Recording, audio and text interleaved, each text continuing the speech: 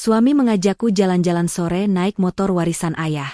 Tiba-tiba di jalan sepi, dia memaksaku turun. Turun. Adikku mau pakai motor ini buat pamer. Dia kabur membawa motorku. 1 jam kemudian, polisi menelepon dan kabar itu membuatku gemetar. Sebelum ceritanya dimulai, silakan tulis di kolom komentar dari daerah mana saja teman-teman yang menonton cerita ini. Jangan lupa like dan subscribe channel ini ya. Aroma cairan pembersih menguar tajam di teras rumah yang sempit itu. Tangan Naya bergerak telaten, mengusap bodi motor Matic bongsor berwarna hitam doff yang terparkir gagah. Tidak ada satupun debu yang dibiarkan menempel. Bagi Naya, benda beroda 2 ini bukan sekadar alat transportasi. Ini adalah sisa napas terakhir ayah. Tabungan pensiunan ayah yang sengaja dibelikan untuk Naya 1 bulan sebelum beliau meninggal, agar putri semata wayangnya tidak perlu berdesakan di angkutan umum saat berangkat kerja. Kinclong amat, Kak. Kayak mau ikut pameran saja. Suara cempreng itu membuyarkan konsentrasi Naya.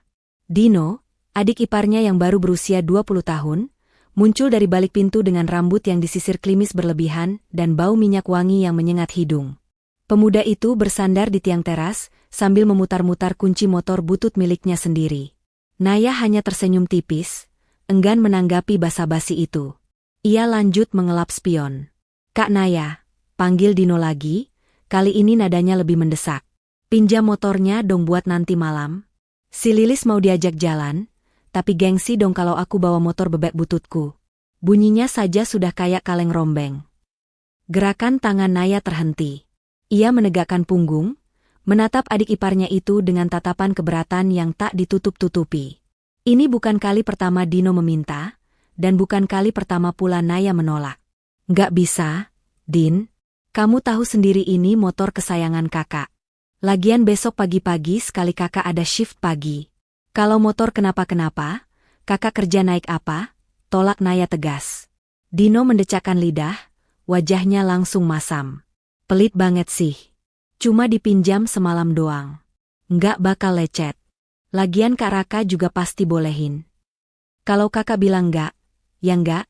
Naya mulai membereskan lapnya, hendak masuk ke dalam rumah. Namun, langkahnya terhadang oleh sosok wanita parubaya yang tiba-tiba keluar dengan daster batik lusuh dan wajah yang ditekuk. Ibu mertuanya. Ada apa sih ribut-ribut sore begini? Bikin telinga ibu sakit saja, omel wanita itu. Matanya langsung tertuju pada Dino yang memasang wajah memelas, seolah baru saja dianiaya. Ini, Bu. Dino mau pinjam motor Kak Naya buat apel. Kasihan kan kalau dia dihina pacarnya cuma gara-gara motor jelek. Tapi Kak Naya pelitnya minta ampun. Padahal motor cuma nganggur di garasi kalau malam. Adu Dino dengan nada merengek seperti anak kecil. Ibu menatap Naya tajam, tatapan yang selalu membuat nyali Naya menciut 3 tahun terakhir ini. Naya, apa susahnya sih meminjamkan motor ke adik sendiri? Dia itu adiknya suamimu. Berarti adikmu juga. Jangan jadi orang yang kikir. Ingat, harta itu cuma titipan. Dada Naya bergemuruh. Selalu begini. Dalil agama dan ikatan keluarga selalu dijadikan senjata untuk memerasnya. Bu, ini bukan soal pelit. Dino kalau bawa motor ugal-ugalan. Ini motor peninggalan ayah, Bu. Naya sudah janji akan merawatnya. Naya mencoba membela diri, suaranya sedikit bergetar menahan emosi. Alah, alasan saja kamu bawa-bawa orang mati. Sentak ibu mertua. Bilang saja kamu memang tidak mau melihat keluarga suamimu senang. Mentang-mentang kamu yang kerja kantoran, kamu jadi sombong sama kami. Perdebatan itu terputus ketika suara pagar didorong terdengar. Raka, suami Naya, pulang dengan wajah lelah. Kemeja kerjanya kusut, seiring dengan beban hidup yang sepertinya terus menggelayuti pundaknya. Melihat kedatangan Raka, Dino dan ibu langsung mengubah strategi. Mereka menyerbu Raka dengan laporan palsu, bahkan sebelum Raka sempat melepas sepatu. Mas Raka, lihat tuh istrimu. Masa Dino mau pinjam motor sebentar saja dimaki-maki? Hasut Dino. Raka menghela napas panjang, memijat pelipisnya. Ia menatap Naya dengan sorot mata memohon, sorot mata yang dulu membuat Naya jatuh cinta, namun kini hanya menyisakan kekecewaan. Raka adalah pria yang baik. Tapi ia tidak punya tulang punggung jika berhadapan dengan ibunya. Nay. Raka memanggil lirih. Jangan minta aku kasih kunci itu ke dia. Mas, potong Naya cepat, memegang erat kunci motor di saku celananya. Kamu tahu betapa berartinya motor itu buat aku. Raka mendekat, merangkul bahu Naya, lalu berbisik pelan agar tidak didengar ibunya. Sayang, tolonglah. Ibu lagi darah tinggi. Jangan bikin ribut. Kasih saja pinjam sebentar. Nanti aku yang tanggung jawab kalau ada apa-apa. Mas, kamu selalu bilang begitu. Terakhir kali dia pinjam uang belanja, nggak balik sampai sekarang. Aku nggak mau, Naya bersikeras. Wajah Raka mengeras. Ia malu karena merasa otoritasnya sebagai suami dipertanyakan di depan ibu dan adiknya. Ia melepaskan rangkulannya kasar. Ya sudah kalau kamu keras kepala, ujar Raka dengan suara yang tiba-tiba meninggi, membuat Naya terkesiap. Sekarang, ayo kita keluar. Antar aku ke rumah Pak RT. Ada urusan surat-surat yang harus diurus sekarang juga. Kita pakai motormu biar cepat. Naya mengerutkan kening. Kenapa nggak jalan kaki? Dekat kan? Kakiku sakit seharian berdiri di pabrik. Kamu ini istri macam apa sih? Diminta tolong suami malah banyak alasan. Bentak Raka. Ibu dan Dino tersenyum penuh kemenangan di belakang punggung Raka. Naya menelan ludahnya yang terasa pahit. Ia tidak ingin bertengkar lebih jauh. Dengan berat hati, ia mengeluarkan kunci dari saku. Biar aku yang bawa, kata Naya. Sini kuncinya. Aku yang bawa. Masa suami dibonceng istri? Raka menyambar kunci itu kasar dari tangan Naya. Naya naik ke jok belakang dengan perasaan tidak enak yang menjalar dari perut hingga ke dada. Firasatnya buruk. Sangat buruk. Saat mesin motor menderu, Naya melihat Dino mengedipkan sebelah matanya sambil memainkan ponsel, mengetik sebuah pesan. Motor melaju meninggalkan pekarangan rumah. Namun, bukannya berbelok ke kanan menuju rumah Pak RT, Raka justru memacu motor ke arah jalan lingkar luar kota yang sepi dan dikelilingi kebun kosong. Mas, kita mau kemana? Rumah Pak RT kan di sana, teriak Naya melawan angin. Raka diam 1000 bahasa. Gas diputar makin dalam, membuat motor melesat kencang membelah kesunyian senja yang mulai meremang. Di spion, Naya melihat pantulan mata suaminya. Tidak ada cinta di sana, hanya ada kepanikan dan kepatuhan buta pada keinginan keluarganya. Jantung Naya berdegup kencang, menyadari bahwa ia sedang dibawa menuju sebuah rencana jahat yang tak pernah ia bayangkan sebelumnya. Ban motor menderit keras beradu dengan aspal ketika Raka menekan rem secara mendadak. Tubuh Naya terdorong ke depan, menabrak punggung suaminya dengan keras. Naya meringis, menahan nyeri di dadanya yang terhantam tulang punggung Raka, namun rasa sakit fisik itu tidak sebanding dengan kepanikan yang melanda benaknya saat melihat sekeliling. Mereka berhenti di jalan pintas yang membelah area persawahan dan kebun sengon. Langit sudah berubah warna menjadi ungu gelap, pertanda matahari telah benar-benar tenggelam. Tidak ada lampu jalan di sini, hanya sorot lampu motor mereka yang membelah kegelapan, menyinari jalanan aspal yang retak dan berlubang. Suara jangkrik dan kodok bersahutan, menciptakan orkestra alam yang justru terdengar mencekam bagi Naya. Mas, kenapa berhenti di sini? Ini gelap banget. Mas, ayo pulang. Suara Naya bergetar. Tangannya mencengkeram erat jaket kain Raka yang sudah lusuh. Raka tidak menjawab. Ia mematikan mesin motor, membuat suasana menjadi sunyi senyap seketika. Dengan gerakan kasar, ia menurunkan standar samping motor. Turun, perintah Raka. Suaranya datar, tanpa emosi, namun terasa dingin menusuk tulang. Hah? Maksud kamu apa, Mas? Naya masih duduk kaku di jok belakang, tidak percaya dengan pendengarannya. Raka menoleh ke belakang, menatap istrinya dengan sorot mata yang sulit diartikan, campuran antara rasa bersalah, ketakutan, dan tekad yang dipaksakan. Aku bilang turun, Naya. Sekarang. Bentakan itu membuat Naya refleks melompat turun dari motor. Kakinya gemetar saat menyentuh tanah berkerikil. Mas Raka, kamu jangan bercanda. Ini nggak lucu, kita jauh dari rumah. Raka menghela napas kasar, seolah beban dunia sedang menindihnya, namun ia tetap pada rencananya. Ia merogoh saku celana, memastikan kunci motor aman di genggamannya, lalu menunjuk ke arah kegelapan di ujung jalan, sekitar 50 meter dari tempat mereka berdiri. Dari balik bayang-bayang pohon besar, sebuah siluet muncul. Sosok itu berjalan santai mendekat, diterangi cahaya rembulan yang samar. Naya menyipitkan mata. Jaket hoodie kedodoran, celana jeans sobek-sobek, dan gaya jalan yang tengil. Itu Dino. Darah Naya berdesir hebat. Ia menoleh cepat ke arah Raka, menyadari kepingan puzzle yang kini tersusun rapi namun mengerikan di kepalanya. Mas, kamu merencanakan ini. Maafin aku, Nay, Raka bergumam pelan, tidak berani menatap mata istrinya. Dino butuh motor ini sekarang. Teman-temannya sudah menunggu di alun-alun. Kalau dia nggak datang bawa motor bagus, dia bakal dibully. Kamu tahu kan mental adikku itu lemah. Mental dia lemah, atau kamu yang nggak punya otak? Jerit Naya, melupakan sopan santun pada suaminya. Rasa kecewa meledak di dadanya. Ini motor ayahku, Mas. Motor almarhum ayahku. Kamu bawa aku ke tempat sepi cuma buat merampas ini demi gengsi adikmu yang pengangguran itu.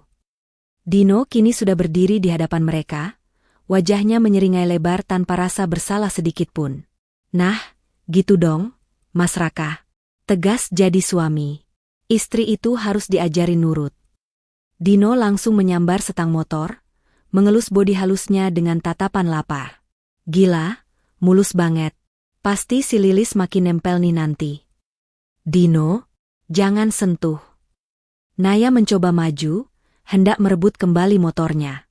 Namun, tangan kekar Raka menahan bahunya dengan kuat, mencengkeramnya hingga Naya meringis kesakitan. Sudah, Nay, jangan bikin malu, sentak Raka. Biarin Dino pakai. Besok pagi juga dibalikin. Kamu jangan kayak orang kesurupan gitu. Mas, lepasin. Itu hartaku. Naya meronta, air matanya mulai tumpah. Kamu jahat. Mas, kamu tega buang istrimu di sini?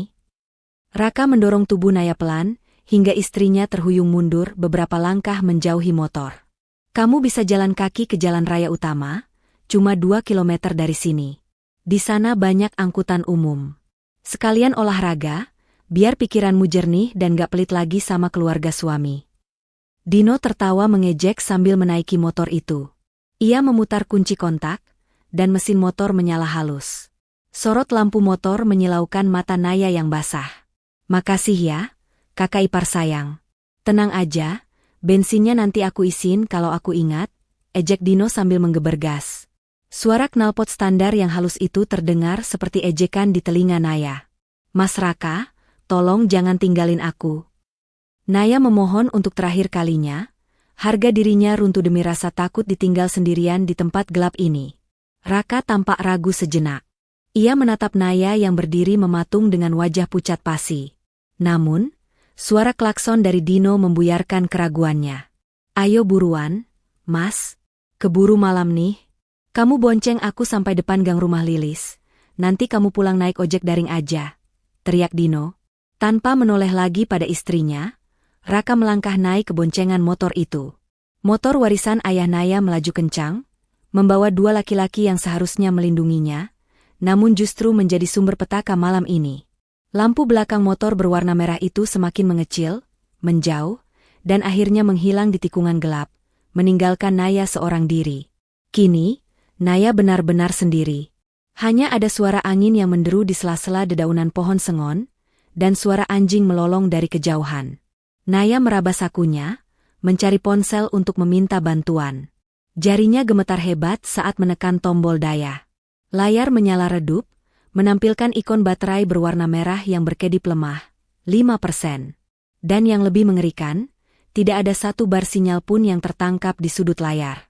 Tulisan, tidak ada layanan, terpampang jelas. Seolah semesta pun bersekongkol untuk menyempurnakan penderitaannya malam ini.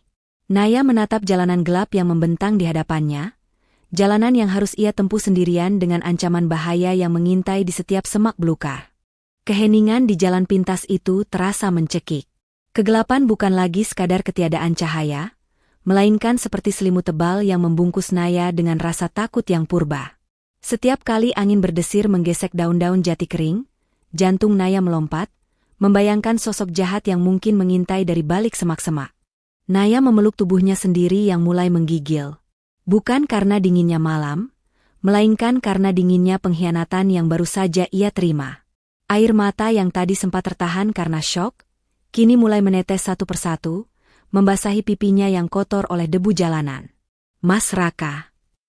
Isaknya lirih, suaranya hilang ditelan angin malam. Ia mencoba melangkah. Sepatu flat shoes kerjanya yang tipis sama sekali tidak dirancang untuk berjalan di atas aspal rusak berbatu ini. Baru 5 menit berjalan, tumitnya sudah terasa perih, kemungkinan lecet. Namun, rasa sakit di kaki itu ia abaikan. Insting bertahan hidupnya berteriak agar ia segera keluar dari lorong gelap ini, sebelum sesuatu yang buruk terjadi. Tangan kanannya menggenggam ponsel erat-erat seolah itu adalah jimat penyelamat nyawa. Matanya terus melirik ke layar yang redup. Tidak ada layanan. Naya mempercepat langkahnya, setengah berlari, meski napasnya mulai tersengal. Ia mengangkat ponselnya tinggi-tinggi ke udara, berharap menangkap sisa-sisa sinyal kehidupan. Setelah 10 menit yang terasa seperti 10 tahun berjalan dalam ketakutan, sebuah keajaiban kecil terjadi. Satu batang sinyal muncul. Lemah, timbul tenggelam, tapi ada. Dengan tangan gemetar hebat, Naya segera membuka aplikasi pesan. Ia tidak menghubungi polisi atau orang tuanya. Dalam kepanikan dan penyangkalan yang masih menguasai otaknya, orang pertama yang ia cari tetaplah Raka. Ada bagian kecil dari hati Naya yang masih berharap ini semua hanya hukuman, sesaat, dan suaminya akan berbalik arah karena kasihan. "Mas, tolong balik. Aku takut banget di sini gelap. Ada orang mabuk di ujung jalan tadi. Tolong jemput aku, Mas. Aku janji nggak bakal pelit lagi." Pesan itu terkirim. Centang 1, lalu berubah menjadi centang 2 abu-abu. Lalu biru. Dibaca. Naya menghentikan langkahnya di bawah pohon nangka besar, menatap layar dengan penuh harap. Raka membacanya. Pasti dia akan sadar. Pasti dia akan merasa bersalah. Ponselnya bergetar. Sebuah balasan masuk. "Raka, nggak usah drama, Nay. Di sana aman, nggak ada orang mabuk. Kamu itu cuma mau memanipulasi aku biar aku balikan? Sorry ya, aku sudah sampai di tempat Dino. Kamu jalan saja terus. Hitung-hitung olahraga malam biar lemakmu luntur. Sekalian kamu introspeksi diri di jalan sepi itu. Kenapa kamu bisa jadi istri yang begitu perhitungan sama ibu dan adikku sendiri?" Dada Naya sesak, seolah ada tangan tak kasat mata yang meremas paru-parunya. Balasan itu begitu tenang, begitu dingin, dan begitu kejam. Tidak ada kekhawatiran sedikit pun dari Raka. Naya mengetik balasan dengan jari yang kaku karena marah dan tangis. "Naya, Mas, ini sudah keterlaluan. Kalau terjadi apa-apa sama aku di sini gimana? Kamu suami aku, Mas. Kamu tega?" Balasan Raka datang dengan cepat, seolah ia memang sudah menyiapkan jawaban untuk mematahkan mental Naya. "Raka, yang bikin kamu dalam bahaya itu sifat kikir kamu sendiri. Kalau tadi kamu kasih kuncinya baik-baik di rumah, kamu sekarang sudah tidur enak di kasur. Ini akibatnya kalau melawan suami dan ibu. Sudah ya, jangan ganggu aku lagi." Dino lagi senang-senangnya pamer motor ke teman-temannya. "Jangan rusak suasana dengan rengekanmu." "Raka, aku matikan data dulu. Nanti kalau sudah sampai jalan raya, kamu naik angkot sendiri. Kuncinya ada di bawah pot bunga." Setelah pesan itu, foto profil Raka mendadak hilang. Abu-abu. Naya menatap layar ponselnya dengan tatapan kosong. Ia tidak hanya ditinggalkan secara fisik di jalanan sepi, tapi juga dicampakkan secara mental. Raka memblokirnya. Suaminya sendiri memblokirnya di saat ia sedang ketakutan setengah mati di tengah antah berantah, hanya demi menjaga mood adiknya yang sedang pamer harta curian. "Brengsek," desis Naya. Kata kasar yang selama ini pantang ia ucapkan, akhirnya lolos dari bibirnya. "Kalian semua iblis." Rasa takut itu perlahan bermetamorfosis menjadi energi lain, amarah. Naya memasukkan ponselnya yang kini baterainya tinggal 2% ke dalam saku. Ia mengusap air matanya kasar dengan punggung tangan. Tidak ada gunanya menangis. Tidak ada pangeran berkuda putih yang akan datang. Ia harus menyelamatkan dirinya sendiri. Naya memaksakan kakinya melangkah lebih lebar, lebih cepat. Rasa perih ditumit, ia jadikan bahan bakar untuk terus bergerak. Sekitar 20 menit kemudian, ia melihat pendar cahaya lampu merkuri di kejauhan. Suara deru kendaraan di jalan raya mulai terdengar samar. Peradaban. Naya nyaris berlari saat mencapai ujung jalan gelap itu. Ketika kakinya akhirnya memijak aspal mulus jalan raya provinsi yang terang benderang, lututnya lemas. Ia ambruk duduk di bangku kayu sebuah warung kopi yang sudah tutup di pinggir jalan. Napasnya memburu. Seorang tukang ojek pangkalan yang sedang mangkal menatapnya dengan heran. "Mbak? Kenapa Mbak? Habis dijambret?" Naya menggeleng lemah, tenggorokannya terlalu kering untuk bicara. Ia merogoh saku, mengeluarkan ponselnya untuk memesan ojek daring, karena ia tidak membawa uang tunai yang cukup untuk ojek pangkalan. Dengan sisa daya 1%, layar ponsel menyala redup. Notifikasi media sosial muncul di layar kuncinya. Rupanya Raka memblokirnya di aplikasi pesan, tapi lupa memblokirnya di media sosial. Sebuah notifikasi dari akun Dino muncul di beranda. Dino menandai Raka dalam sebuah siaran langsung 5 menit yang lalu. Jari Naya bergerak otomatis menekan notifikasi itu. Layar menampilkan video siaran ulang.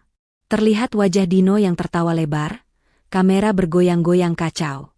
Latar belakangnya adalah jalanan aspal yang bergerak sangat cepat. Suara angin menderu kencang di pengeras suara ponsel Naya, bercampur dengan teriakan Dino. "Wuhu! Gila, tarikannya mantap. Bos, motor warisan nih, bos. Senggol dong. Kita tes top speed sampai mentok." Mas Raka di belakang ketinggalan jauh. Hahaha. Di video itu, terlihat speedometer motor menunjukkan angka 110 km per jam dan terus naik. Dino merekam sambil berkendara satu tangan, tanpa helm, di jalanan yang ramai lancar. "Minggir lu semua. Orang kaya baru lewat," teriak Dino lagi dalam video itu, tepat sebelum layar ponsel Naya tiba-tiba mati total. Baterai habis. Layar hitam itu memantulkan wajah Naya yang kusut dan penuh dendam. Namun, sedetik kemudian, keheningan di jalan raya tempat Naya duduk terpecah. Dari kejauhan, terdengar suara sirine yang meraung-raung. Bukan satu, tapi dua.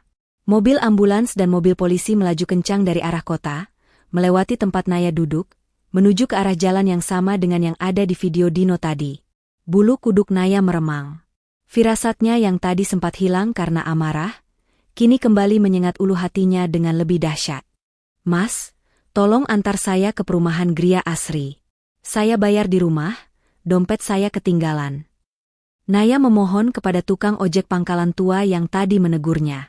Suaranya serak, matanya bengkak. Penampilannya yang kacau, baju kotor berdebu, rambut kusut, dan wajah sembab, cukup untuk membuat bapak tua itu iba tanpa banyak bertanya. "Naik, Neng. Bapak antar." Kelihatannya Neng habis kena musibah. Sepanjang perjalanan di atas motor Supra tua bapak itu, Naya hanya diam. Telinganya berdenging. Suara sirine yang tadi meraung-raung seolah masih tertinggal di gendang telinganya. Mobil ambulans dan polisi tadi melaju ke arah yang sama dengan rute yang diambil Raka dan Dino. Tidak mungkin, batin Naya menyangkal. Allah tidak mungkin menghukum secepat itu, kan? Setibanya di rumah Sari, sahabat dekatnya, Naya langsung disambut dengan pekikan histeris. Sari yang sedang menyapu halaman nyaris melempar sapunya saat melihat kondisi Naya. Naya membayar ojek dengan meminjam uang Sari, lalu tubuhnya limbung di sofa ruang tamu sahabatnya itu. "Nay, astaga, kamu kenapa? Kamu dirampok? Atau Raka mukul kamu lagi?" cecar Sari sambil menyodorkan segelas air putih. Naya menggeleng lemah, tangannya gemetar saat menerima gelas itu. "Cas, tolong cas HP-ku. Mati total." Sari bergegas mengambil pengisi daya. Begitu kabel terhubung dan layar menampilkan logo pengisian baterai, Naya meminum air itu dengan rakus. Ia menceritakan semuanya dengan singkat. Soal motor ayah, soal Raka yang membuangnya di jalan sepi, dan video siaran langsung Dino. Wajah Sari memerah padam karena marah. "Edan, suami Sinting. Itu kriminal, Nay. Itu penelantaran. Kamu harus lapor polisi." "Tunggu HP nyala dulu, Sar," potong Naya. Matanya tak lepas dari layar ponsel. Begitu persentase baterai mencapai 5%, Naya menyalakan perangkatnya. Seketika itu juga, ponselnya bergetar hebat tanpa henti. Notifikasi masuk bertubi-tubi seperti air bah. 15 panggilan tak terjawab dari Mas Raka. 8 panggilan tak terjawab dari Ibu Mertua. 20 pesan chat baru. Jantung Naya berhenti berdetak sesaat. Raka tidak pernah meneleponnya sebanyak ini kecuali ada keadaan darurat yang menyangkut nyawanya sendiri atau ibunya. Belum sempat Naya membuka pesan, nama, Mas Raka, kembali muncul di layar, berkedip-kedip menuntut jawaban. Naya menekan tombol hijau dan menyalakan pengeras suara. Halo? Kamu di mana hah? Dasar istri pembawa sial. Teriakan Raka langsung meledak. Begitu keras hingga Sari di sebelahnya ikut terlonjak. Suara Raka terdengar panik, napasnya memburu, dan latar belakang suaranya sangat bising. Suara roda berangkar didorong, teriakan suster, dan tangisan histeris seseorang yang sangat Naya kenal. Ibu mertua. Aku di rumah teman. Kenapa kamu teriak-teriak? Jawab Naya dingin, meski tangannya gemetar. Dino kecelakaan. Puas kamu? Kamu pasti nyumpahin dia kan tadi pas turun dari motor? Doamu jelek banget jadi istri. Raka memaki membabi buta. Lutut Naya lemas. Firasatnya benar. Bagaimana motor ayah? Tanya Naya, mengabaikan tuduhan Raka. Ia hanya peduli pada satu hal. Hening sejenak di seberang sana, sebelum Raka menjawab dengan suara yang lebih pelan namun penuh racun. Motor bututmu itu? Hancur? Remuk?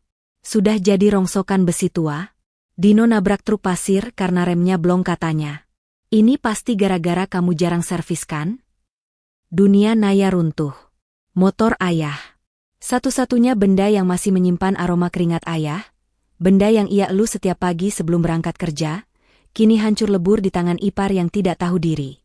Air mata Naya menetes lagi, kali ini bukan karena sedih, tapi karena duka yang mendalam atas hilangnya kenangan terakhir sang ayah. Kalian pembunuh. Desis Naya. Kalian membunuh kenangan ayahku. Heh, jangan bahas motor rongsokan itu dulu. Kamu harus kesini sekarang. Ke RSUD. Bawa BPKB motor dan KTP kamu, perintah Raka memaksa. Untuk apa? Aku nggak mau, tolak Naya. Kamu harus datang. Polisi nyariin pemilik motor. Suara Raka berubah menjadi ketakutan murni. Bukan cuma karena kecelakaan, Nay, tapi karena isi jok motor itu. Naya mengernyit. Isi jok? Jok motor itu kosong. Cuma ada jas hujan. Enggak. Polisi nemuin bungkusan di bawah jas hujan yang terpental keluar pas tabrakan. Suara Raka bergetar hebat, nyaris menangis. Ada 2 paket sabu-sabu ukuran sedang di sana. Polisi bilang itu barang bukti narkoba. Dino sekarang ditahan di ruang ICU dengan status tersangka pengedar, dan karena STNK motor itu atas nama kamu, polisi mau jemput kamu sekarang juga. Ponsel di tangan Naya terlepas dan jatuh ke lantai dengan suara gedebuk yang nyaring. Darah di wajah Naya surut seketika. Ruang tamu rumah Sari terasa berputar. Dino bukan hanya meminjam motor untuk pamer. Dia, atau teman-temannya, menggunakan motor warisan ayah yang suci itu sebagai kurir barang haram. Dan sekarang, Naya yang tidak tahu apa-apa, terseret ke dalam lubang neraka yang mereka gali sendiri. Di layar ponsel yang tergeletak di lantai, panggilan masih tersambung. Terdengar suara Raka yang memanggil-manggil panik dari kejauhan. Nay, Naya, jawab. Kamu harus ngaku kalau itu barang titipan kamu. Tolongin Dino, Nay. Kalau nggak ibu bisa mati jantungan. Nay. Naya menatap kosong ke arah Sari. Malam ini, hidupnya bukan hanya hancur. Hidupnya baru saja berakhir. Sambungan telepon itu diputus sepihak oleh Sari. Sahabat Naya itu merebut ponsel dari lantai dengan napas memburu, lalu mematikan daya sepenuhnya. Wajah Sari merah padam, campuran antara kemarahan yang meluap dan ketidakpercayaan akan kegilaan yang baru saja didengarnya. Jangan didengar, Nay. Jangan didengar. Sari mengguncang bahu Naya yang masih menatap kosong ke arah tembok. Suamimu itu bukan manusia. Dia iblis berwujud manusia. Bisa-bisanya dia minta kamu mengaku sebagai pemilik narkoba itu demi menyelamatkan adiknya yang berandalan. Naya tidak menjawab. Air matanya sudah kering, digantikan oleh rasa dingin yang menjalar dari ujung kaki hingga ke ubun-ubun. Di kepalanya, bayangan motor ayah yang hancur terus berputar seperti kaset rusak. Motor itu adalah simbol kehadiran ayah. Dan sekarang, simbol itu telah dinodai dengan cara yang paling hina. Aku harus ke sana, Sar, gumam Naya lirih, suaranya terdengar seperti pecahan kaca. Gila kamu? Mau menyerahkan diri? Sentak Sari. Enggak. Naya menggeleng pelan, matanya mulai menampakkan sorot luka yang dalam. Aku mau lihat motor ayah. Aku harus memastikan sendiri. Dan aku harus menghadapi mereka. Melihat tekad di mata sahabatnya yang rapuh namun keras itu, Sari menghela napas panjang. Oke. Aku antar. Jangan berani-berani kamu pergi sendiri. Aku takut mereka bakal memaksamu tanda tangan sesuatu yang gila. Perjalanan menuju RSUD terasa sangat panjang. Langit malam yang pekat seolah ikut berduka. Sesampainya di lobi unit gawat darurat, aroma antiseptik yang tajam langsung menusuk hidung Naya, membuat perutnya mual. Suasana kacau. Di sudut ruang tunggu, terlihat beberapa polisi berseragam sedang berbicara serius. Dan di sana mereka berada. Raka duduk di kursi tunggu dengan kepala tertunduk, meremas rambutnya sendiri. Sementara ibu mertua mondar-mandir sambil menangis meraung-raung, ditenangkan oleh kerabat jauh yang entah bagaimana sudah sampai di sana. Begitu melihat sosok Naya melangkah masuk pintu otomatis, tangisan ibu mertua mendadak berhenti. Wajah sedihnya berubah drastis menjadi topeng kemurkaan. Tanpa aba-aba, wanita parubaya itu menerjang ke arah Naya. Plah! Sebuah tamparan keras mendarat di pipi kiri Naya. Suaranya begitu nyaring hingga membuat beberapa pengunjung RS dan perawat menoleh kaget. Sari hendak maju membalas, tapi Naya menahannya. Pipi Naya terasa panas dan perih, tapi rasa sakit di hatinya jauh lebih menyiksa. Puas kamu? Puas? Teriak ibu tepat di depan wajah Naya, air liurnya muncrat. Ini semua gara-gara kamu pelit pinjamkan motor. Coba kalau kamu ikhlas, Dino nggak akan kena musibah begini. Dasar menantu pembawa sial. Kamu menyumpahi anakku mati kan? Naya memegang pipinya yang berdenyut. Ia menatap ibu mertuanya dengan tatapan tak percaya. Logika wanita ini sudah mati. Bu, cukup. Raka menarik ibunya mundur, lalu menatap Naya dengan mata merah dan lingkaran hitam yang tebal. Raka terlihat berantakan, jauh lebih tua 10 tahun dari usianya. Raka menyeret Naya menjauh sedikit ke lorong sepi, meninggalkan Sari yang beradu mulut dengan ibu mertua. Raka mencengkeram kedua lengan Naya, meremasnya kuat-kuat. Nay, dengar aku, bisik Raka, suaranya gemetar dan penuh kepanikan. Polisi sebentar lagi akan memproses BAP, berita acara pemeriksaan. Dino belum sadar, dia koma. Kalau dia sadar dan jadi tersangka, masa depannya hancur, Nay. Dia masih 20 tahun. Naya menatap suaminya datar. Lalu, tolong aku, Nay, sekali ini saja. Demi keutuhan rumah tangga kita, Raka memohon, air mata buaya mulai menggenang di pelupuk matanya. Bilang sama polisi kalau bungkusan itu titipan kamu untuk temanmu. Bilang kamu yang suruh Dino antar. Naya ternganga. Meski ia sudah mendengarnya di telepon tadi, mendengarnya langsung dari mulut Raka sambil menatap matanya membuat mualnya semakin menjadi-jadi. Kamu sadar apa yang kamu minta, Mas? Kamu minta aku masuk penjara? Menggantikan adikmu yang pemakai narkoba? Kamu nggak bakal di penjara lama, Nay. Raka berusaha meyakinkan, makin mendesak. Kamu wanita, kamu punya pekerjaan tetap, rekam jejakmu bersih. Paling cuma rehabilitasi atau hukuman percobaan. Tapi kalau Dino, dia residivis tawuran, dia bisa kena hukuman mati atau seumur hidup kalau kena pasal pengedar. Tolonglah, ibu bisa mati kalau Dino di penjara. Kamu mau jadi pembunuh ibu juga. Manipulasi itu begitu kental, begitu menjijikkan. Raka menggunakan nyawa ibunya sebagai senjata untuk menumbalkan istrinya sendiri. Belum sempat Naya menjawab, seorang polisi bertubuh tegap menghampiri mereka. Nametak di dadanya tertulis Aibda Hendra. Selamat malam. Apakah ini saudari Naya? Istri dari saudara Raka?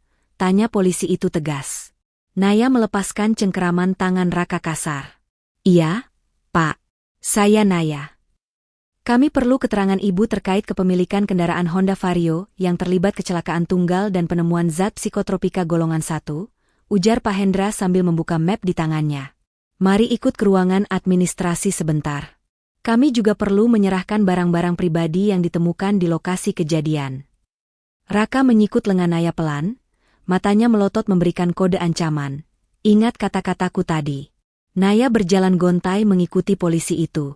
Mereka berhenti di sebuah meja panjang. Polisi itu meletakkan sebuah kantong plastik bening berlabel, barang bukti. Motor Ibu hancur total, tidak bisa diselamatkan. Rangka depannya patah jadi 2, jelas polisi itu sambil menunjukkan foto di tabletnya. Naya melihat foto itu. Hatinya hancur berkeping-keping. Itu bukan lagi motor. Itu hanya onggokan besi dan plastik hitam yang remuk tak berbentuk, tergeletak di selokan berlumpur. Warisan ayah, hasil keringat terakhir ayah, musnah tak bersisa. Dan ini, lanjut polisi itu, mengangkat kantong plastik bening. Selain paket narkoba yang kami amankan, kami menemukan ini tersangkut di reruntuhan bodi motor. Mata Naya terbelalak.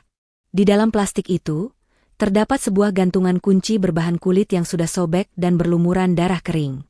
Gantungan kunci dengan ukiran nama, Ayah Naya. Itu adalah hadiah ulang tahun Naya untuk ayahnya dulu, yang selalu tergantung di kunci motor itu. Saksi mata di lokasi bilang, polisi itu menatap Naya dan Raka bergantian dengan tatapan menyelidik. Sebelum kecelakaan, pengendara motor terlihat sedang melakukan atraksi angkat roda depan sambil merekam video. Apa Ibu tahu adik ipar Ibu punya kebiasaan seperti itu?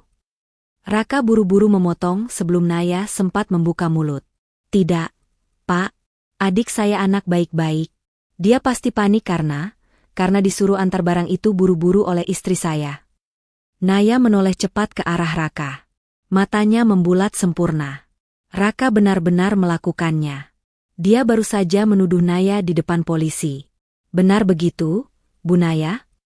Polisi itu menatap Naya tajam, pena sudah siap di atas kertas. Ruangan itu mendadak hening.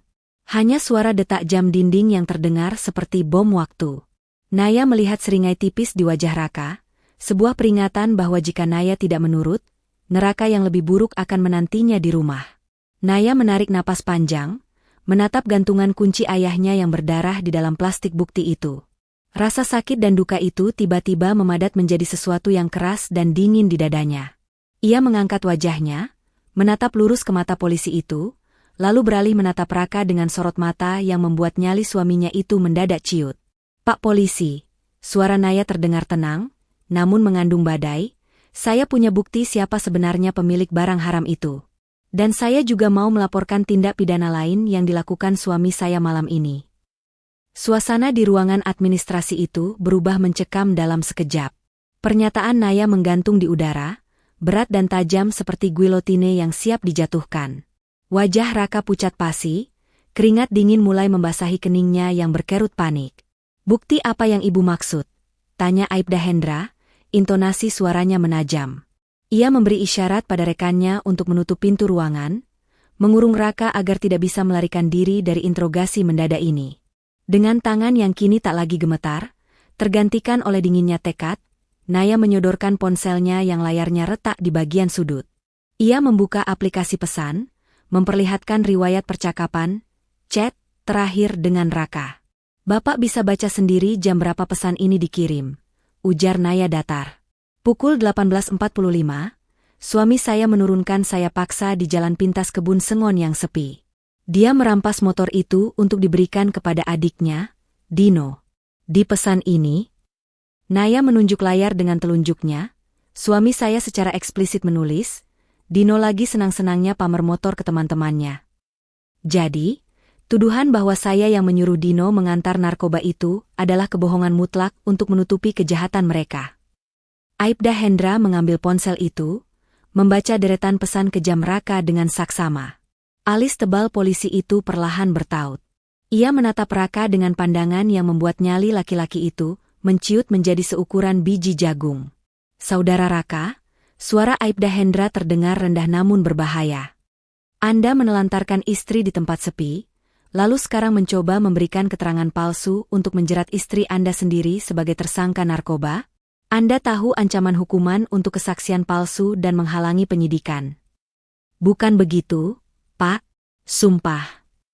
Raka tergagap, matanya liar mencari alasan. Itu cuma pertengkaran rumah tangga biasa. Saya cuma emosi. Soal narkoba itu saya nggak tahu apa-apa. Bohong, potong suara lain dari pintu masuk. Seorang petugas forensik digital masuk membawa sebuah kantong plastik berisi ponsel yang layarnya hancur namun kartu SIM-nya telah dipindahkan ke perangkat unit pemeriksaan. Itu ponsel Dino. Petugas itu menyerahkan tablet hasil ekstraksi data kepada Aibda Hendra.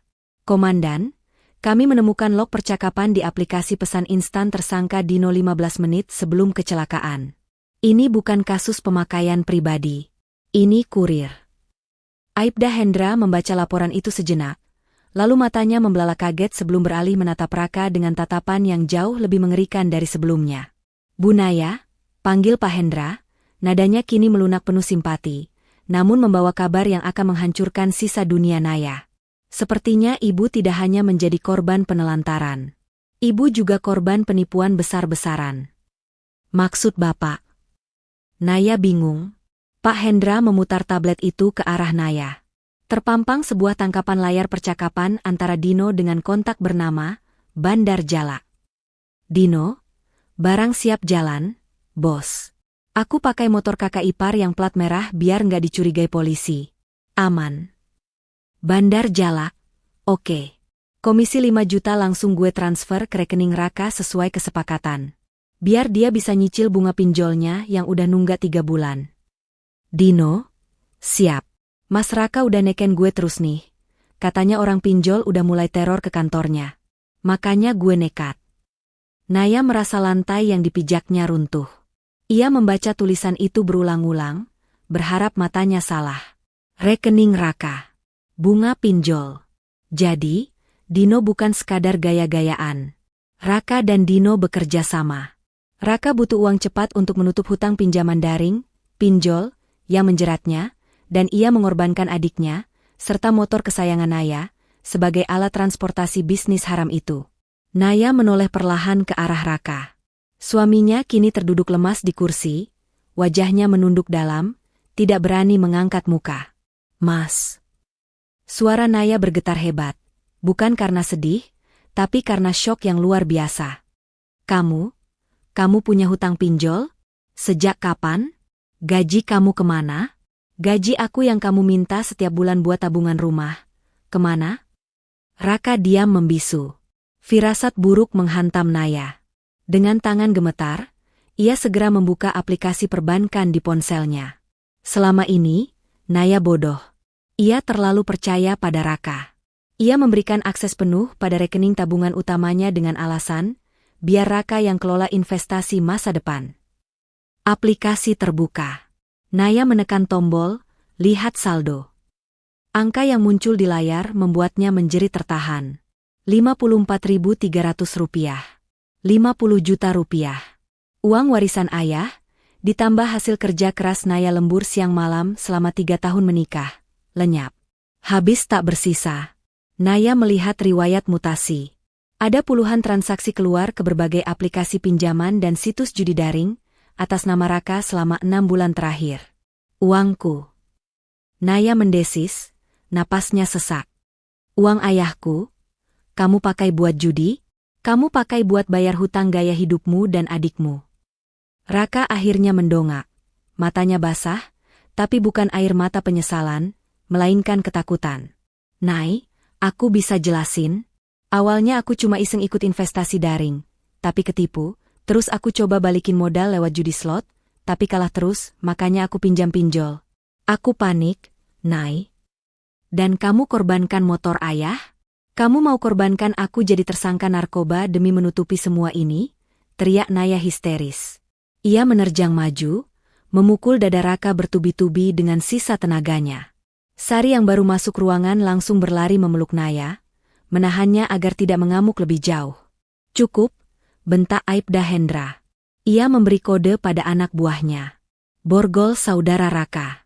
Kami punya cukup bukti permulaan untuk dugaan keterlibatan dalam jaringan peredaran narkotika sebagai penerima dana hasil kejahatan, serta dugaan penipuan dan penggelapan dalam rumah tangga.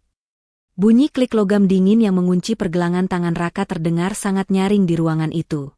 Nay, tolong aku, Nay, cabut laporanmu. Jangan biarkan aku dibawa. Ibu bisa mati kalau lihat aku diborgol begini. Nay. Raka meronta-ronta saat diseret polisi keluar ruangan. Naya berdiri mematung dalam pelukan Sari. Air matanya sudah kering. Hatinya yang tadi retak, kini telah menjadi debu. Namun, di tengah kehancuran itu, ada satu kesadaran baru yang muncul di benaknya. Rumah tangga ini bukan hanya sakit. Rumah tangga ini adalah bangkai yang sudah membusuk sejak lama, dan Naya baru saja mencium baunya. Tiba-tiba, pintu ruangan terbuka kasar. Ibu mertua menerobos masuk. Matanya melotot melihat Raka yang sedang diseret polisi. "Anakku, kalian apakan anakku?" jerit ibu mertua histeris. Ia menoleh ke arah Naya dengan tatapan membunuh. Kamu pasti yang menjebak suamimu sendiri kan? Dasar istri durhaka. Lepaskan anakku." Ibu mertua berlari hendak mencakar wajah Naya, tapi langkahnya terhenti mendadak.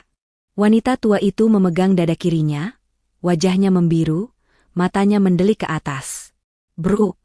Ibu mertua ambruk ke lantai, kejang-kejang. Kekacauan di ruangan itu mencapai puncaknya. Naya menatap tubuh mertuanya yang terkapar, lalu menatap Raka yang berteriak histeris memanggil ibunya. Di tengah hiruk-pikuk dokter dan perawat yang berlarian masuk, Naya hanya berdiri diam. Dingin. Mati rasa. Ia meraba perutnya sendiri yang terasa kram sejak tadi sore.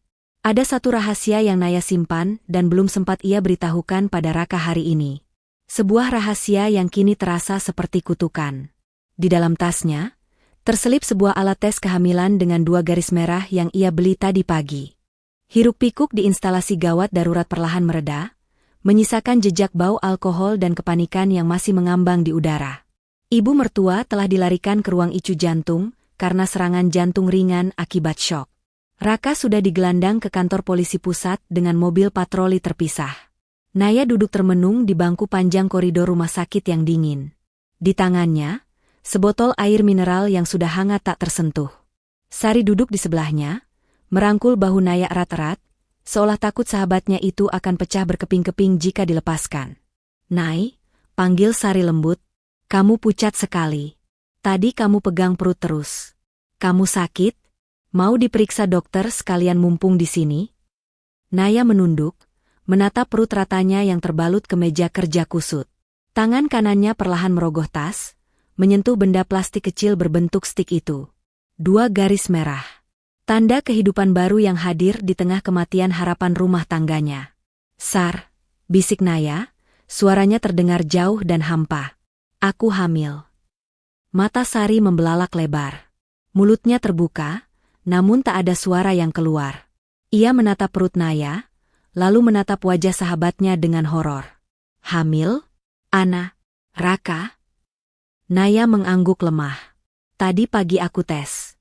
Rencananya mau kasih kejutan buat Raka nanti malam pas dia pulang kerja. Mau minta maaf kalau aku kurang melayani dia akhir-akhir ini karena capek lembur." Naya tertawa getir, tawa yang terdengar menyakitkan. Ternyata kejutannya malah begini. Dia kasih aku kejutan yang lebih meriah. "Ya Allah, Nay." Sari memeluk Naya lagi, kali ini sambil terisak pelan. "Nasibmu, Nak, terus gimana? Kamu mau kasih tahu Raka? Mungkin kalau dia tahu, dia bisa berubah? Polisi mungkin kasih keringanan?" Pertanyaan Sari membuat Naya terdiam. Bayangan Raka yang tadi memelas minta tolong, lalu berubah menuduhnya, dan akhirnya menyeretnya dalam kejahatan narkoba, berputar di benak Naya. Lalu bayangan ibu mertua yang selalu menghinanya, dan Dino yang menghancurkan motor ayah tanpa rasa bersalah. Jika Naya memberitahu soal kehamilan ini, Raka pasti akan menjadikannya senjata baru. "Cabut laporanmu demi anak kita, Nay. Jangan biarkan anak kita lahir saat ayahnya di penjara, Nay. Kamu mau anakmu nggak punya bapak." Naya bisa mendengar semua manipulasi itu bahkan sebelum diucapkan. Perlahan, Air mata di pipi Naya berhenti mengalir. Ia mengusap wajahnya dengan kasar. Tatapan matanya yang tadi sendu dan rapuh, kini berubah. Ada sorot tajam yang baru di sana. Sorot mata seorang ibu yang menyadari bahwa bahaya terbesar bagi anaknya bukanlah dunia luar, melainkan ayahnya sendiri. Enggak, Sar, jawab Naya tegas. Suaranya tidak lagi bergetar. Dingin dan keras seperti baja. Raka sudah kehilangan haknya malam ini. Dia bukan ayah. Dia monster yang tega menumbalkan istrinya sendiri demi judi dan gengsi. Naya berdiri tegak. Rasa pusing di kepalanya ia lawan. Anak ini nggak butuh bapak kriminal. Anak ini cuma butuh ibu yang waras dan kuat. Dan aku nggak bisa jadi kuat kalau masih membiarkan benalu-benalu itu menempel di hidupku. Kamu mau kemana? Tanya Sari, kaget melihat perubahan drastis sikap Naya. Pulang, kata Naya pendek. Aku harus mengamankan sisa aset sebelum keluarga besar ibu mertua datang menjarah rumahku dengan alasan biaya pengobatan ibu. Kamu tahu sendiri watak tante-tantenya Raka. Mereka pasti sudah dengar kabar ini dan sedang menuju ke kontrakan. Kontrakan itu kan kamu yang bayar. Iya, tapi isinya banyak barang Raka yang dia beli pakai uangku. Dan yang paling penting, di sana ada sertifikat tanah kecil peninggalan ayah di kampung dan perhiasan ibuku. Aku harus ambil semuanya malam ini juga. Detik ini juga. Naya melangkah cepat keluar dari rumah sakit, langkahnya mantap menghentak lantai. Tidak ada lagi Naya yang cengeng. Tidak ada lagi Naya yang memohon belas kasihan. Malam ini, Naya yang lama telah mati bersama hancurnya motor ayah di selokan itu. Taksi daring yang ditumpangi Naya dan Sari berhenti tepat di depan rumah kontrakan tipe 36 itu. Firasat Naya benar. Pintu pagar sudah terbuka lebar. Lampu ruang tamu menyala terang benderang. Dari jendela, terlihat bayangan orang yang sedang sibuk mondar-mandir. Kurang ajar, desis Naya. Ibu mertua baru masuk ICU 1 jam, mereka sudah di sini. Naya turun dari mobil, diikuti Sari yang siap pasang badan. Mereka masuk ke halaman. Di teras, terlihat Tante Murni, adik ibu mertua yang paling vokal, sedang memasukkan televisi LED 42 inci milik Naya ke dalam kardus. Sementara Om Juna sedang memanggul kipas angin. Loh, sedang apa kalian? Teriak Naya lantang. Tante Murni menoleh, tidak terlihat kaget ataupun malu. Wajahnya justru tampak meremehkan. Si Naya sudah pulang. Baguslah. Kami lagi amankan barang-barang berharga. Ibumu sakit parah di RS butuh biaya banyak. Suamimu di penjara. Kami harus jual barang-barang ini buat nebus obat dan bayar pengacara buat Raka. Itu TV saya. Saya beli pakai bonus tahunan kantor. Bentak Naya. Ia maju, menarik kardus TV itu dari tangan Tante Murni. Pelit amat jadi istri. Tante Murni melotot, tangannya berkacak pinggang. Harta suami istri itu harta bersama. Raka lagi kena musibah, kamu wajib bantu. Jangan cuma mau senangnya saja. Lagian ini rumah juga sebentar lagi bakal disita polisi kan karena kasus narkoba Raka. Siapa bilang? Naya tertawa sinis, membuat Tante Murni dan Om Juna terdiam. Raka itu cuma numpang hidup di sini. Kontrak rumah atas nama saya. Barang-barang ini kwitansinya atas nama saya. Yang terlibat narkoba itu Raka dan Dino, bukan saya. Jadi jangan harap kalian bisa bawa 1 batang jarum pun dari rumah ini. Sari, perintah Naya tanpa menoleh. Rekam muka mereka. Kalau mereka bawa keluar barang 1 senti saja dari pintu pagar, kita lapor polisi sekarang juga atas tuduhan pencurian dengan pemberatan. Biar mereka menyusul Raka dan Dino di sel malam ini juga. Sekalian reuni keluarga di penjara. Sari dengan sigap mengangkat ponselnya, menyalakan lampu kilat kamera video. Siap. Wajah Tante Murni sudah jelas banget nih. HD lagi. Wajah Tante Murni pucat pasi. Ia tahu Naya biasanya penurut, tapi Naya yang berdiri di hadapannya sekarang terasa berbeda. Auranya menakutkan. Kak, kamu tega ya, Nay? Tante Murni tergagap, melepaskan pegangannya pada TV. Keluar, ucap Naya datar, telunjuknya mengarah ke pintu pagar. Keluar dari rumah saya. Sekarang. Tapi ibu. Saya tidak peduli, potong Naya dingin. Urusan ibu kalian, tanggung jawab kalian sebagai saudaranya. Saya sudah selesai mengurus keluarga ini. Saya hitung sampai 3. 1. Om Juna meletakkan kipas angin dengan kasar. Ayo Mur, kita pulang. Nggak waras perempuan ini. Tunggu saja pembalasan kami. Mereka berhamburan keluar sambil menyumpah serapah. Naya segera membanting pintu pagar dan menguncinya rapat-rapat. Ia kemudian masuk ke dalam rumah, mengunci pintu utama, dan menyandarkan punggungnya di daun pintu. Napasnya memburu. Ia menang. Untuk pertama kalinya, ia melawan dan menang. Naya menatap sekeliling ruang tamu yang berantakan karena ulah kerabat Raka tadi. Matanya tertuju pada foto pernikahan yang masih tergantung besar di dinding. Foto Raka dan dirinya yang tersenyum bahagia 3 tahun lalu. Tanpa ragu, Naya berjalan mendekati foto itu. Ia menurunkannya, lalu dengan sekuat tenaga membanting bingkai foto itu ke lantai. Prang! Kaca pecah berhamburan. Naya menginjak wajah Raka di balik pecahan kaca itu dengan sepatunya. Mulai hari ini, gumam Naya sambil mengelus perutnya. Kita hidup sendiri, Nak. Ayahmu sudah mati. Naya bergegas masuk ke kamar tidur. Ia menarik koper besar dari atas lemari. Bukan untuk kabur, tapi untuk membersihkan jejak Raka dari hidupnya. Namun, saat ia membuka laci nakas Raka untuk mencari buku tabungan, tangannya menyentuh sebuah amplop coklat tebal yang disembunyikan di bawah tumpukan pakaian dalam. Firasatnya berkata ini bukan amplop biasa. Naya membuka amplop itu. Isinya bukan uang, tapi lembaran foto-foto dan sebuah surat perjanjian di atas materai. Mata Naya terbelalak membaca judul surat itu, Surat Perjanjian Nikah Siri. Di bawahnya tertera nama Raka dan seorang wanita bernama Lilis. Tanggalnya 1 tahun yang lalu. Dan foto-foto itu, foto Raka sedang menggendong seorang bayi laki-laki yang baru lahir. Dengan Lilis, pacar Dino yang sering disebut-sebut itu, tersenyum di sebelahnya. Dunia Naya seakan berhenti berputar. Lilis bukan pacar Dino. Lilis adalah istri Siri Raka. Dan Dino selama ini hanya dijadikan kedok untuk menutupi hubungan bejat kakaknya sendiri. Bajingan. Naya meremas foto itu hingga remuk. Fajar menyingsing dengan cahaya abu-abu yang suram, seolah matahari pun enggan menjadi saksi atas reruntuhan rumah tangga Naya. Sepanjang sisa malam itu, Naya tidak tidur sedetik pun.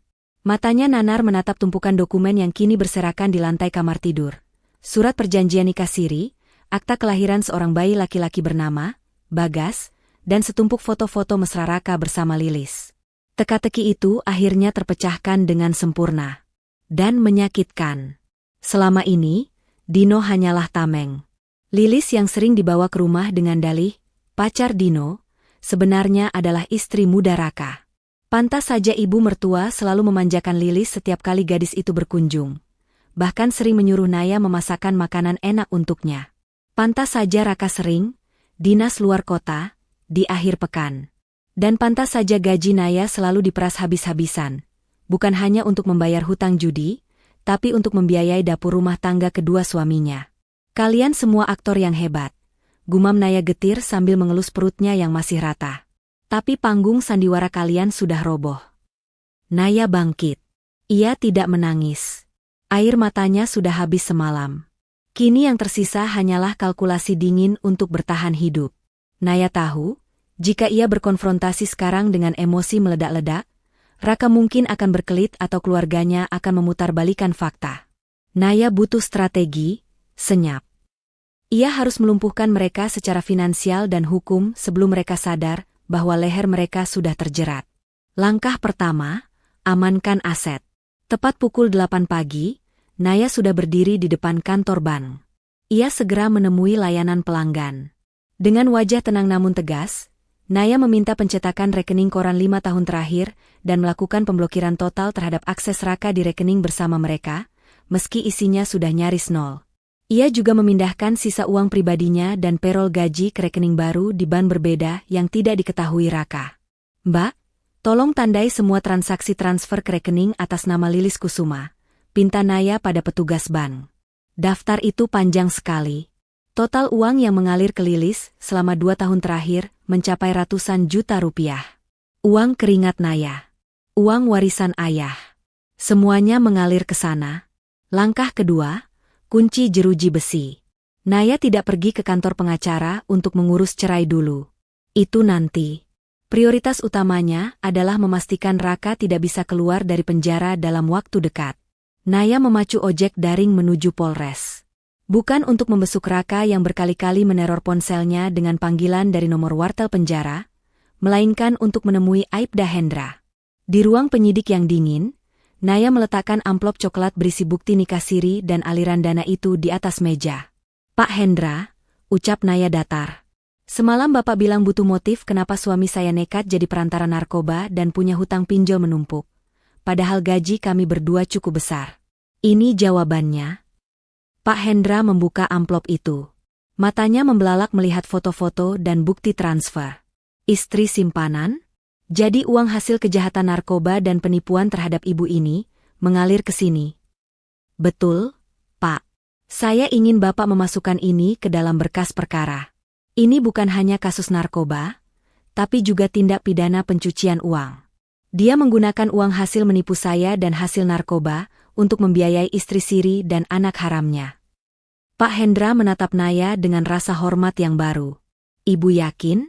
Kalau pasal pencucian uang masuk, ancaman hukumannya bisa di atas 10 tahun. Aset-aset yang dibeli untuk istri mudanya juga akan kami sita." "Lakukan, Pak. Sita semuanya.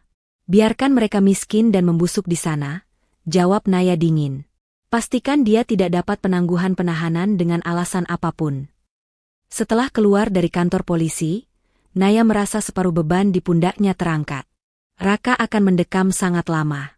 Dan tanpa uang Naya, Raka tidak akan bisa menyewa pengacara hebat. Langkah ketiga, eksekusi terakhir. Naya melihat alamat yang tertera di surat nikah siri itu. Jalan Melati nomor 45. Itu adalah sebuah rumah kontrakan di pinggiran kota, tidak terlalu jauh dari sini. Naya memesan taksi. Jantungnya berdegup kencang, bukan karena takut, tapi karena adrenalin pertempuran. Ia tidak akan melabrak Lilis dengan jambak-jambakan norak seperti di sinetron. Itu tidak elegan. Naya punya cara yang lebih menyakitkan. Sesampainya di alamat itu, Naya melihat sebuah rumah mungil yang asri dengan cat berwarna cerah. Di teras, terparkir sebuah sepeda motor metik baru, jauh lebih bagus dari motor Naya yang hancur. Di jemuran, berderet baju bayi bermerek mahal. Hati Naya perih, tapi ia menahannya. Ia mengeluarkan ponselnya, memotret rumah itu, motor itu, dan situasi sekitar sebagai bukti tambahan aset Raka. Tiba-tiba, pintu rumah terbuka. Seorang wanita muda berdaster modis keluar sambil menggendong bayi. Itu Lilis. Wajahnya terlihat cemas, matanya terus melihat ke ujung jalan, sepertinya sedang menunggu seseorang. Mungkin menunggu Dino atau Raka yang tak kunjung ada kabar sejak semalam. Naya tidak turun dari taksi. Ia hanya membuka kaca jendela sedikit, cukup untuk mengambil foto Lilis dengan jelas. Ponsel Naya bergetar. Sebuah pesan masuk dari nomor tak dikenal. Itu nomor wartel penjara. "Raka, Nay, kamu di mana? Polisi bilang kamu datang tapi kenapa nggak jenguk aku? Nay, tolong aku. Di sini ngeri, Nay. Aku dipukuli tahanan lain. Tolong cairkan uang tabungan kita buat bayar pengacara. Aku janji akan berubah. Demi Allah, Nay." Naya membaca pesan itu sambil menatap Lilis yang sedang menimang bayi hasil uang curian itu. Senyum tipis nan mengerikan terukir di bibir Naya. Naya mengetik balasan dengan tenang. "Naya, uang tabungan sudah habis. Mas, kan kamu yang pakai buat beli susu anakmu, Bagas. Oh ya? Sampaikan salamku buat teman-teman selmu. Nikmati bulan madu barumu di sana. Jangan tunggu aku, karena pengacaraku sedang mengetik gugatan cerai." Naya menekan tombol kirim, lalu memblokir nomor itu. "Pak, jalan," perintah Naya pada sopir taksi. "Kita ke rumah sakit. Saya mau menjenguk ibu mertua. Ada kabar gembira yang harus saya sampaikan padanya supaya dia cepat sembuh." Sopir taksi mengangguk, melajukan mobil meninggalkan rumah istri muda yang sebentar lagi akan didatangi polisi untuk penyitaan aset. Namun, baru saja mobil bergerak, ponsel Naya berdering lagi. Kali ini dari Sari. Suara Sari terdengar panik luar biasa. Nay, kamu jangan ke rumah sakit sekarang. Bahaya. Kenapa? Keluarga Raka ngamuk lagi? Tanya Naya santai. Bukan. Ini soal Lilis. Ternyata Lilis itu bukan orang sembarangan. Nay, dia itu keponakan dari pemilik tempat Raka berjudi. Dan sekarang, ada 2 orang preman berbadan besar yang sedang mencari-cari alamat rumahmu. Mereka tahu Raka ditangkap dan mereka mau menagih hutang judi Raka ke kamu dengan cara paksa. Naya terdiam. Darahnya berdesir. Ia baru sadar, menghancurkan Raka ternyata juga memancing keluar monster lain yang lebih buas dari sarangnya. Rumah sakit adalah tempat di mana doa-doa paling tulus dipanjatkan. Namun malam ini, di ruang rawat inap VIP tempat ibu mertua dirawat, yang ada hanyalah sumpah serapah. Naya melangkah menyusuri lorong rumah sakit dengan derap langkah yang pasti.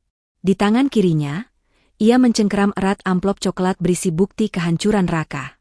Di kepalanya, peringatan Sari tentang penagih hutang masih terngiang, namun Naya tidak berniat lari. Lari hanya akan membuat mereka mengejarnya sampai ke lubang semut. Naya harus menghadapi ini, dan ia tahu persis kemana harus mengarahkan peluru yang sedang mengincarnya. Pintu ruang rawat inap bernomor 305 itu terbuka sedikit. Suara Tante Murni terdengar melengking dari dalam. Dasar menantu gila. Dia kunci rumahnya, Mbak Yu. Kita nggak bisa ambil apa-apa buat bayar pengacara Raka. Tega benar si Naya itu. Padahal Raka lagi menderita di sel. Naya mendorong pintu itu hingga terbuka lebar. Brak!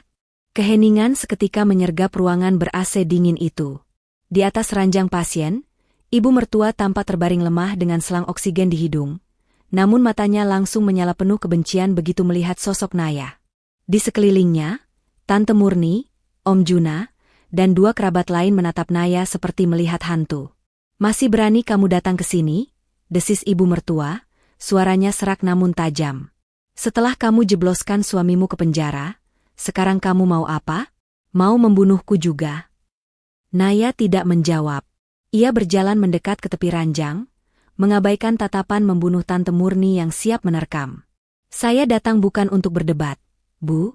Suara Naya tenang, kontras dengan gemuruh di dadanya. Saya datang untuk mengembalikan tanggung jawab yang selama ini ibu bebankan ke saya. Maksudmu apa? Bentak Tante Murni. Naya melempar amplop coklat itu ke atas selimut ibu mertua. Foto-foto mesra Raka, Lilis, dan bayi laki-laki mereka berhamburan keluar, berserakan di pangkuan wanita tua itu. Lihat baik-baik, Bu, ujar Naya dingin. Itu alasan kenapa gaji Raka selalu habis. Itu alasan kenapa Raka terjerat hutang judi dan narkoba. Bukan karena saya boros. Tapi karena dia membiayai wanita simpanan kesayangan ibu ini. Tangan keriput ibu mertua gemetar saat mengambil salah satu foto. Foto Raka yang sedang mencium kening Lilis sambil menggendong bayi. Lilis? Bisik ibu mertua tak percaya. Tapi, Lilis itu pacar Dino? Itu sandiwara mereka, Bu. Lilis adalah istri siri Raka. Dan bayi itu? Naya menunjuk foto bayi gemuk di sana. Itu cucu laki-laki yang selalu ibu idam-idamkan, yang membuat ibu selalu menghina saya mandul selama 3 tahun ini. Ruangan itu hening, hanya terdengar bunyi bip-bip monitor jantung yang temponya mulai naik. Raka mengkhianati pernikahan suci? Tante Murni menutup mulutnya, syok. Dia bukan cuma mengkhianati saya, potong Naya. Dia menjadikan ibu, Dino, dan kita semua tumbal untuk gaya hidup Lilis. Uang pinjol, uang hasil jual motor ayah saya, uang hasil kurir narkoba, semuanya lari ke rumah Lilis di Jalan Melati. Air mata menetes dari sudut mata ibu mertua. Rasa sakit akibat dikhianati anak emasnya sendiri, jauh lebih menyakitkan daripada serangan jantung fisik manapun. Namun, drama keluarga itu terinterupsi secara brutal. Pintu kamar rawat inap tiba-tiba didobrak kasar dari luar. 2 orang pria bertubuh kekar dengan jaket kulit hitam dan tato yang menyembul di leher masuk dengan wajah garang. Di belakang mereka, seorang perawat mencoba menahan namun didorong hingga jatuh. Mana yang namanya Raka? Bentak salah satu preman yang memiliki bekas luka di pipi. Suaranya menggelegar, membuat seisi ruangan menciut ketakutan. Raka di kantor polisi. Bang, Cicit Om Juna, nyalinya langsung ciut. Persetan. Bos kami bilang keluarganya ada di sini. Preman itu menatap satu persatu orang di ruangan itu, lalu tatapannya berhenti pada Naya. Lu istrinya kan? Gue lihat foto lu di dompet si Raka. Preman itu melangkah lebar mendekati Naya. Tante Murni dan Om Juna mundur ketakutan ke pojok ruangan, membiarkan Naya menjadi tameng hidup. Naya merasakan keringat dingin mengalir di punggungnya. Ini adalah momen hidup dan mati. Ia menarik napas panjang, menatap mata preman itu tanpa berkedip. Tangannya refleks melindungi perutnya. Benar, saya istrinya secara hukum negara, jawab Naya lantang, membuat langkah preman itu terhenti sejenak karena kaget melihat wanita hamil yang tidak histeris. Tapi kalau abang mau menagih hutang judi Raka, abang salah orang. Jangan banyak bacot. Suami berhutang, istri bayar. Preman itu hendak mencengkeram lengan Naya. Tunggu, teriak Naya. Ia dengan cepat mengambil bukti transfer yang tadi ia bawa dari bank. Abang lihat ini. Semua uang Raka mengalir ke rekening wanita ini. Naya menyodorkan foto Lilis dan alamat lengkapnya. Namanya Lilis. Alamatnya Jalan Melati nomor 45. Motor baru Raka ada di sana. Perabotan mewah hasil uang bos abang ada di sana. Saya cuma istri yang diceraikan dan dimiskinkan. Saya tidak pegang uang sepeser pun. Preman itu menyambar kertas di tangan Naya, membaca alamat itu, lalu melihat bukti transfer bernilai ratusan juta rupiah. Kalau abang peras saya, abang cuma dapat nyawa. Saya tidak punya uang, lanjut Naya dengan tatapan tajam. Tapi kalau abang kesana sekarang, abang bisa ambil motor dan aset-aset yang dibeli pakai uang bos abang sebelum disita polisi. Preman itu berpikir sejenak, lalu menyeringai. Logika Naya masuk akal bagi mereka. Mereka butuh uang, bukan mayat. Oke, gue pegang omongan lu. Awas kalau bohong. Preman itu berbalik, hendak pergi. Namun, matanya tiba-tiba tertuju pada tangan dan leher Tante Murni serta ibu mertua yang dipenuhi perhiasan emas tebal, sisa kejayaan masa lalu keluarga ini. Tapi karena kami sudah capek-capek kesini, preman itu memberi kode pada temannya. Temannya yang satu lagi langsung bergerak cepat, menarik paksa kalung emas tebal dari leher Tante Murni. Jangan. Ini emas asli, jerit Tante Murni histeris. Diam lu. Preman itu menampar pipi Tante Murni hingga wanita itu tersungkur, lalu beralih ke ibu mertua yang terbaring tak berdaya. Tanpa belas kasihan, preman itu melucuti cincin dan gelang dari tangan wanita tua yang sedang sesak napas itu. Tolong.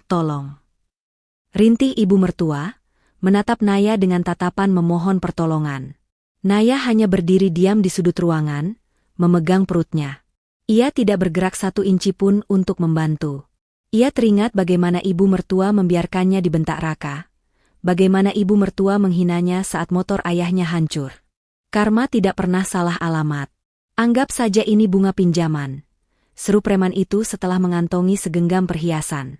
Mereka menendang pintu hingga terbuka, lalu pergi meninggalkan ruangan yang kini penuh dengan raungan tangis histeris Tante Murni dan bunyi alarm monitor jantung ibu mertua yang berbunyi nyaring dan panjang tanpa jeda. Garis hijau di monitor itu menjadi lurus. Dokter dan perawat berhamburan masuk. Kode biru, teriak perawat. Mereka mulai melakukan CPR pada dada ibu mertua. Di tengah kekacauan antara hidup dan mati itu, Naya mundur perlahan menuju pintu keluar. Ia menatap tubuh kaku ibu mertua yang sedang dipompa dadanya, lalu beralih menatap Tante Murni yang menangisi emasnya yang hilang, bukan menangisi kakaknya yang sedang sekarat. Naya berbalik badan. Ia melangkah keluar dari ruangan neraka itu. Namun, baru beberapa langkah menyusuri koridor, pandangan Naya tiba-tiba mengabur.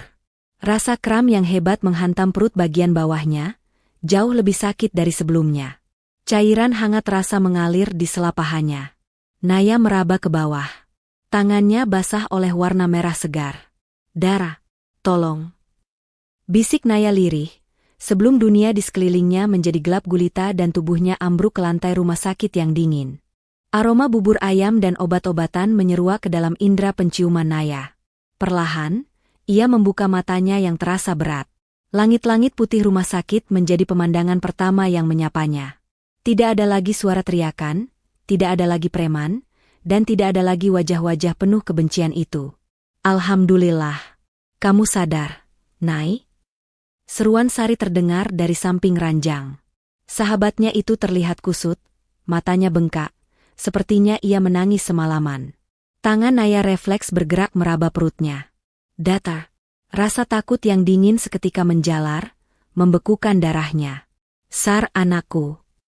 Sari buru-buru menggenggam tangan Naya, tersenyum lebar meski air matanya menetes lagi. Tenang, Nay. Tenang. Dia kuat. Dokter bilang itu mukjizat. Pendarahan kemarin cuma ancaman keguguran karena stres berat, tapi janinmu bertahan. Dia sekeras ibunya. Naya menghembuskan napas panjang, air mata kelegaan mengalir dari sudut matanya. Ia mengelus perutnya lembut. Terima kasih sudah bertahan, Nak. Kita cuma tinggal berdua sekarang. 6 bulan kemudian. Suara ketukan palu hakim di pengadilan agama terdengar merdu di telinga Naya, jauh lebih indah dari lagu apapun. Memutuskan, mengabulkan gugatan penggugat untuk seluruhnya. Naya menarik napas lega. Akhirnya, status janda resmi ia sandang. Bukan sebagai aib, melainkan sebagai lencana kebebasan. Di kursi pesakitan, Raka duduk dengan rompi oranye tahanan. Tubuhnya kurus kering, rambutnya dicukur habis, dan wajahnya kusam penuh luka lebam. Oleh-oleh dari pelajaran yang ia terima setiap hari dari sesama tahanan di sel yang membenci kasus narkoba dan penelantaran istri. Saat petugas hendak menggiring Raka kembali ke mobil tahanan, pria itu memohon waktu sebentar untuk bicara pada Naya. Naya mengangguk pada petugas, lalu berjalan mendekat dengan dagu terangkat tinggi. Perutnya kini sudah membuncit indah, hamil 7 bulan. Nay? Suara Raka parau, matanya menatap perut Naya dengan penyesalan yang terlambat. Jaga anak kita ya. Aku menyesal. Mungkin ini hukuman Tuhan. Lilis kabur. Naya tersenyum tipis, senyum yang tak sampai ke mata. Aku tahu. Berita soal rumah Lilis dijarah preman dan asetnya disita polisikan masuk koran. Tapi ada satu hal yang kamu belum tahu, Mas. Hadiah perpisahan dariku. Naya mengeluarkan selembar kertas hasil laboratorium dari tasnya. Ia menempelkannya ke kaca pembatas. Aku minta Pak Hendra melakukan tes DNA pada Bagas, bayi yang kamu agung-agungkan itu, sebagai bagian dari penyidikan aset. Dan hasilnya? Naya menunjuk angka 0% di kertas itu. Mata Raka melotot nyaris keluar. Apa? Bagas bukan anakmu, Mas, bisik Naya kejam. Lilis itu simpanan bos judi tempat kamu main. Kamu cuma dijadikan, bapak bodoh, untuk menutupi aib bosnya. Kamu menghancurkan rumah tanggamu, membunuh masa depanmu, dan membuat ibumu stroke demi membiayai anak orang lain. Nggak mungkin. Arg. Raka meraung, memukul-mukul kaca pembatas. Ia histeris, menangis seperti orang gila. Petugas dengan sigap menyeretnya pergi. Raungan penyesalan Raka menggema di lorong pengadilan, menjadi musik pengiring langkah Naya keluar dari gedung itu. Karma telah tuntas. Raka membusuk di penjara dengan vonis 12 tahun, dihantui kenyataan bahwa ia membuang berlian demi sebongkah kotoran. Sore itu, langit berwarna jingga keemasan. Naya memarkirkan kendaraan barunya di depan gerbang pemakaman umum. Bukan motor metik biasa. Naya baru saja membeli sebuah mobil mungil berwarna putih dari hasil tabungan gaji yang kini utuh tanpa digerogoti benalu, ditambah bonus besar karena kinerjanya di kantor yang meroket sejak ia fokus bekerja tanpa beban pikiran. Naya berjalan pelan menyusuri jalan setapak, membawa sekeranjang bunga mawar dan melati. Ia berhenti di sebuah gundukan tanah yang terawat rapi.